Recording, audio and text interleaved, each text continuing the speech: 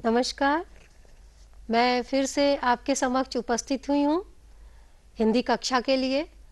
पिछली कक्षाओं में जो कुछ भी बताया गया, मुझे पूरा विश्वास है कि आप लोगों को यह कार्यक्रम जो कि जनसंपर्क विभाग द्वारा किया जा रहा है बहुत ही अच्छा लग रहा होगा और एक नई भाषा सीखने को आप लोगों को मिल रही है। अगर किसी भी प्रकार की समस्या हो तो आप जो है एक मेल नंबर बताती हूँ, dstb.dsp@gmail.com पर आप अपनी समस्याओं को या किसी भी प्रकार की क्वेरी हो तो ये आप मेल कर सकते हैं, अथवा फ़ोन नंबर 8972374314 पर भी कॉल कर सकते हैं। अब मैं पिछली कक्षा में जो कुछ बताया गया था थोड़ा सा आपको याद दिलाना चाहूँगी। पिछली कक्षा में हमने व्यंजन वर्ण सीखा था। व्यंजन वर्ण मैंने बताया था कि कुल 39 होते हैं। अब मैं जिस तरह से उच्चारण कर रही हूँ, क्योंकि हिंदी का जो उच्चारण है वह बहुत ही महत्व रखता है। बांग्ला उच्चारण से थोड़ा सा हटकर जो है हिंदी का उच्चारण होता है, इसलिए मैं जैसे जैसे बोल रही हूँ आप लोग भी थोड़ा बोलने का कोशिश करें। क, ख, ग, घ, अंग। उ होता है बांग्ला में, हिंदी में है अंग। च, छ, ज, झ, इय। ट, ठ, ड, ढ, अड़, अड़। त, थ, द, ध, न। प, फ, ब, भ, म। य, र, ल, व, तालाब्य श, मूर्धन्य स, दंत्य स, ह, छ, त्र, ज्ञ। और ये हुआ स्र। स्र से जो है श्रीमती, श्रीमान, ये आप लिख सकते हैं। इसके अलावा दो और वर्ण है, ढ और अड़। जैसे ढोलक, ढोलक अगर लिखना है तो आपको इस वर्ण का सहारा लेना होगा, और अगर सड़क लिखना है तो सड़क जो है इसका बीच में प्रयोग करना होगा। जैसे स, ड़, क, सड़क। तो इस प्रकार से ये 39 वर्ण हुए। अब मैं आप लोगों को जो है हिंदी की मात्राएं कैसे होती हैं उन मात्राओं पर आज थोड़े सा चर्चा करेंगे। तो मात्रा,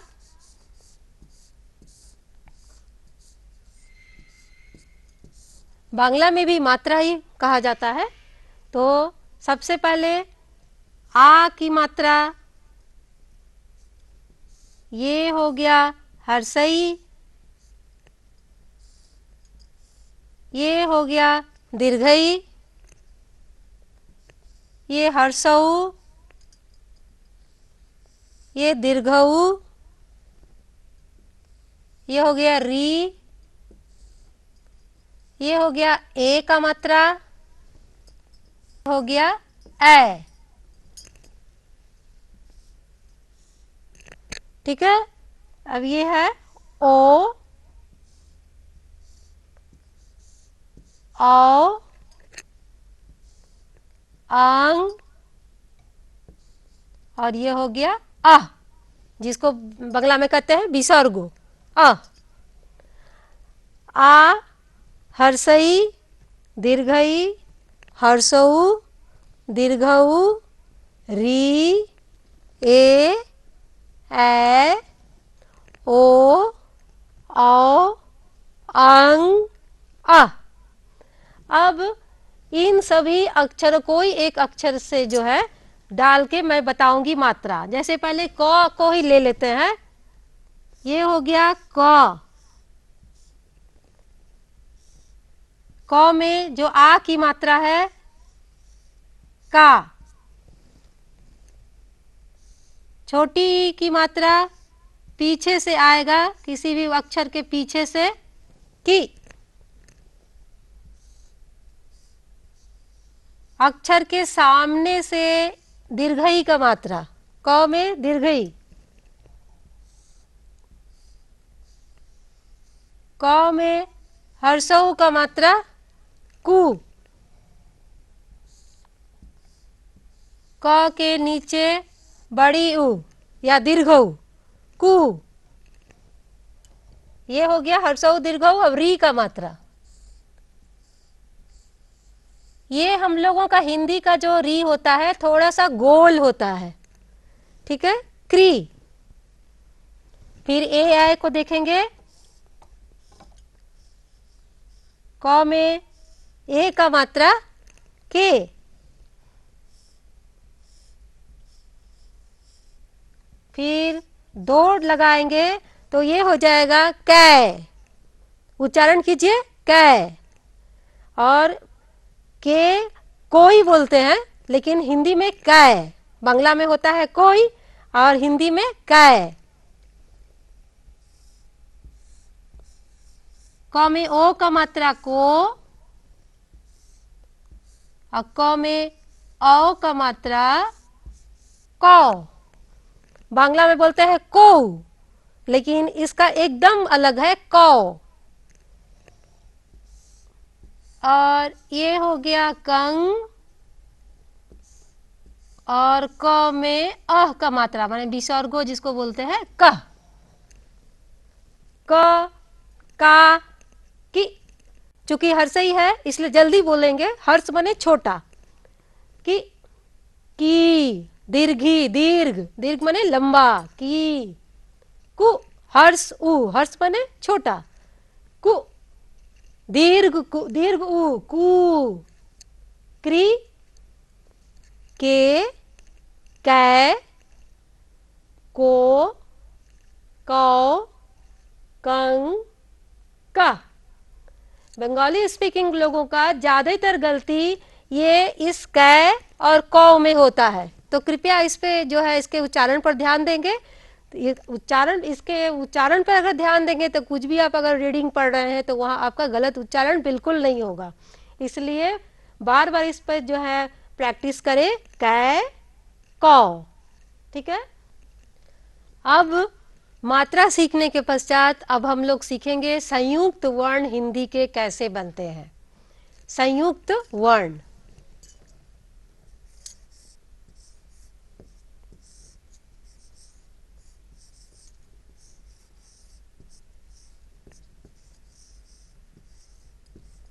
बांग्ला में बोलते हैं संयुक्त वर्ण। संयुक्त वर्ण जो है 3 प्रकार के होते हैं।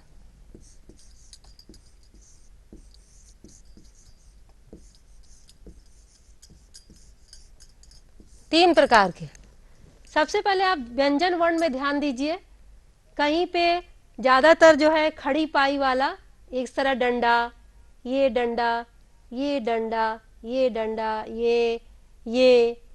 ये सब डंडा वाले जो है ज, इस तरह से एक एक लकीर जो है, ये मौ में लकीर है, इसमें ये सारे लकीर वाले जो है वो लकीर डंडा जो है हट जाता है। वो डंडा हट जाएगा तब तो एक पहला वाला जो है संयुक्त वर्ण बनेगा।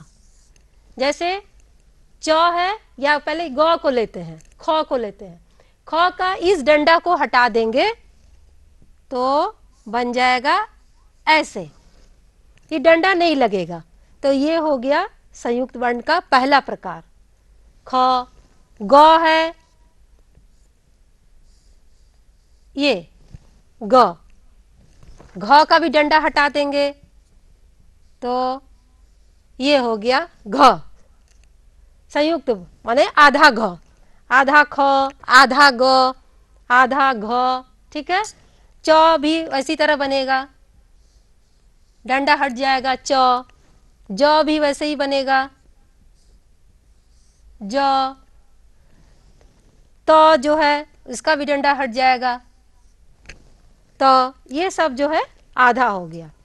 अब दूसरा जो है, दूसरे प्रकार का क्या होगा, कुछ बाहर निकले हुए वर्ण है हिंदी में, जैसे पूंछ, पूंछ टाइप का, जैसे क, इसके पूंछ को हटा देना पड़ेगा। उसके बाद जैसे फ, ये जो है इसके पूंछ को हटा देना होगा। पूंछ वाले यही दो ही हैं, तो इसको जो है आधा लिखेंगे। क, फ, इसको जो है आधा लिखेंगे, पूरा नीचे नहीं लाएंगे। तो ये दूसरे प्रकार का संयुक्त वर्ण हो गया, आधा क आधा फ।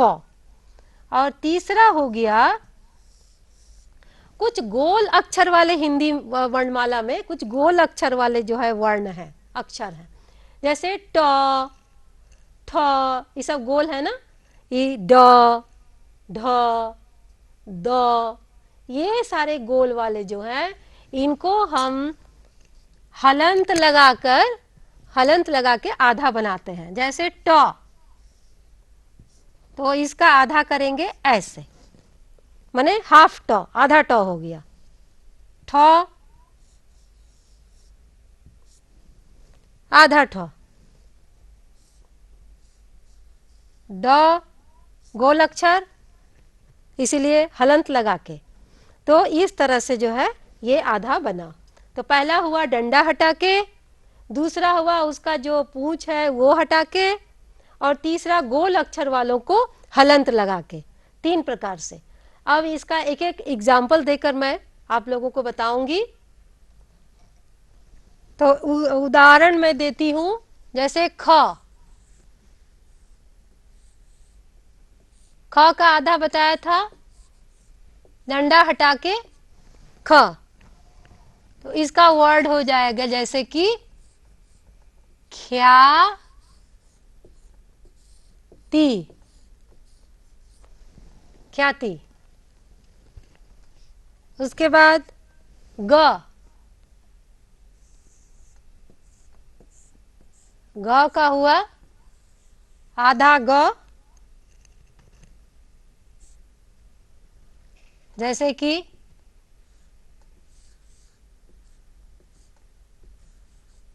बग्घा।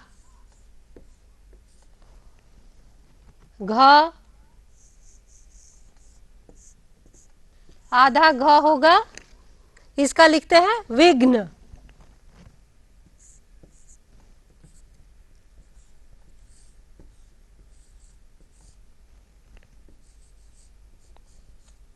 विघ्न, ठीक है। ज का, इसका हुआ आधा ज,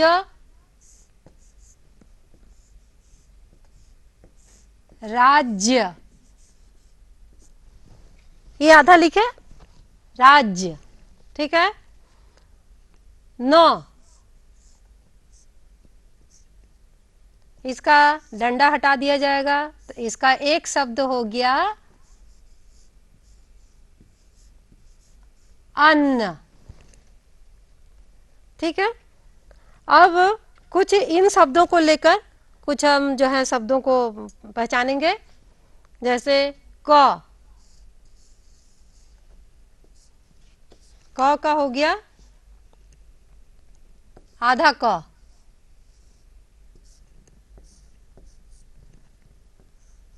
जैसे कि मक्का,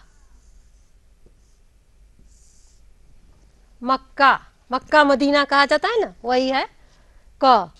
और फ, फ का आधा होता है ऐसे, ये जैसे कि एक शब्द ले लेते हैं दफ्तर, दफ्तर, ठीक है। अब गोल अक्षरों के संयुक्त वर्ण को पहचानेंगे। ट, ठ, ड। ट का संयुक्त हो गया नीचे हलंत लगा के ट, इसका लिखेंगे टट्टू। टट्टू माने घोड़ा, घोड़ा को कहते हैं टट्टू। और ठ,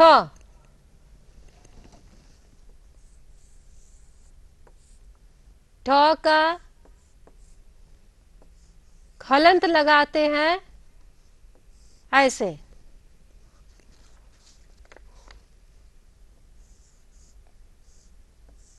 पाठ्य, पाठ्य माने पाठ्य पुस्तक जो बोलते हैं वही है पाठ्य। ठीक है। अब ह, एक यहाँ पे ह है, ड है, गोल अक्षर, ड का सबसे पहले सीखेंगे। ड, इसका आधा हो गया हलंत लगा के, आधा ड, उस जैसे कि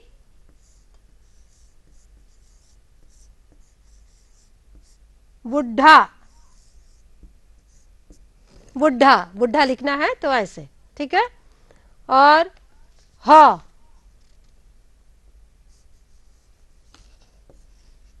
ह का हलंत, इसका एग्जाम्पल हो गया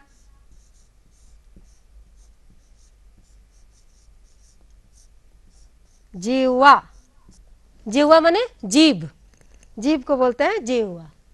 तो ये जो है संयुक्त वर्ण हुए, क्या क्या हुए? ख्याति, बग्घा, विघ्न, राज्य, अन्न, मक्का, दफ्तर, टट्टू, पाठ्य, बुढ़ा, जीवा।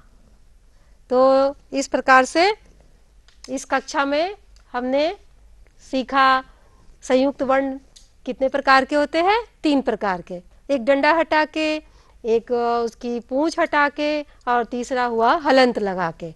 ठीक है। तो इस प्रकार आज की कक्षा यहीं समाप्त हुई। आशा है आप लोगों को अच्छा लग रहा होगा। अगर किसी भी प्रकार की समस्या आ रही है या कुछ आप लोगों को पूछना है तो आप dstb.dsp@gmail.com पर मेल कर सकते हैं, अथवा 8972374314 पर कॉल भी कर सकते हैं। और फिर अंत में मैं यही कहूँगी कि आज ही के दिन इसी समय आपसे फिर मुलाकात होगी। धन्यवाद।